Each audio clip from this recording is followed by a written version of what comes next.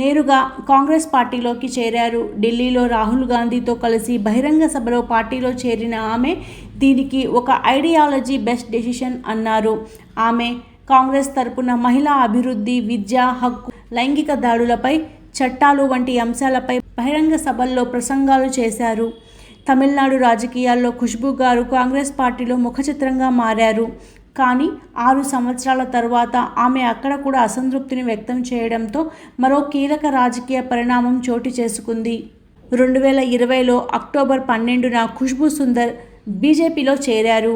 ఆమె న్యూఢిల్లీలో బీజేపీ నాయకులు అరుణ్ సింగ్, మురళీధర్ రావు సమక్షంలో పార్టీలో చేరారు. బీజేపీలో చేరిన తర్వాత ఆమెకు తమిళనాడు రాష్ట్ర బీజేపీ మహిళా సంఘం నేషనల్ ఎగ్జిక్యూటివ్ మెంబర్గా నియమించారు. 2021లో జరిగిన తమిళనాడు అసెంబ్లీ ఎన్నికల్లో ఖుష్బూ గారు తౌందుత్తి నియోజకవర్గం నుంచి బీజేపీ అభ్యర్థిగా పోటీ చేశారు. అయితే ఆమె ఓటమి పాలయ్యారు.